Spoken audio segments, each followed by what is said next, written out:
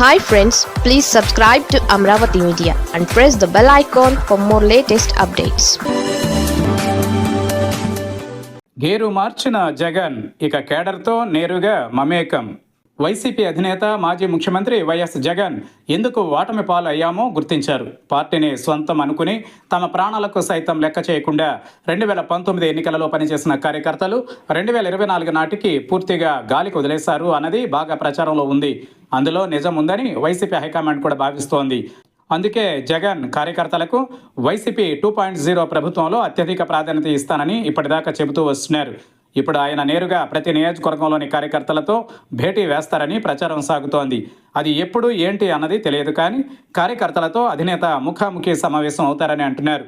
YCP ప్రతి assembly నియోజకవర్గంలో ఇన్ఛార్జీలను నియమించింది. అక్కడ నుంచి మున్సిపాలిటీలు, మండలాలు, గ్రామాలు, వార్డులు ఇలా బూత్ లెవెల్ దాకా కమిటీలు ఏర్పాటు చేయాలని పార్టీ ఆదేశించింది.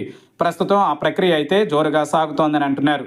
ఇది పూర్తి కాగానే ప్రతి కార్యకర్తకు పార్టీ తరఫున ఐడెంటిటీ కార్డు ఇస్తారని అంటున్నారు. ఆ విధంగా కార్యకర్తలు ఈ ఐడెంటిటీ కార్డుల ద్వారా నేరుగా జగన్తో మమేకమయ్యేలా పార్టీ నిర్మాణం చేపడుతున్నామని నేతలు చెబుతున్నారు. పార్టీలో కమిటీలు పూర్తి చేసిన తరువాత పనిచేసే వారికే పదవులు అన్న విధానాన్ని అమలు చేస్తారని అంటున్నారు. అలాగే వారి యోగక్షేమాలు అధినాయకత్వం పట్టించుకుంటూ ఎప్పటికప్పుడు నేరుగానే వారితో కనెక్ట్ అయ్యేలా ఒక వ్యవస్థను రూపొందిస్తున్నారని అంటున్నారు. ఇక జగన్ జిల్లాల పర్యటనలు ఉంటాయని చెబుతున్నారు. దాంతో జిల్లాల పర్యటనలో కార్యకర్తలతో ఆయన భేటీలు అవుతారని చెబుతున్నారు. పార్టీకి సంబంధించి గ్రౌండ్ లెవెల్ విషయాలను వారి ద్వారా అధినాయకత్వం తెలుసుకునే ప్రయత్నం చేస్తోందని చెబుతున్నారు.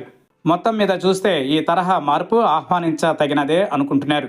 ఎందుకంటే పార్టీలో ఎప్పుడూ జీవగర లాంటి వారు కేడర్ అని అంతా అంటారు, కానీ వారి ఊస్తు తలవడం లేదు. వైసీపీలో అయితే 10 ఏళ్ల పాటు కష్టపడినా కూడా అధికారంలోకి వచ్చాక అసలు పట్టించుకోలేదు అన్న విమర్శలు ఉన్నాయి. దాంతో ఈసారి మాత్రం వారికే అగ్రతాంబూలమని చెబుతున్నారు. మరి కార్యకర్తల మనసును నాయకులు ఏ మేరకు గెలుచుకోగలరు అన్నది చూడాల్సి ఉంది అంటున్నారు.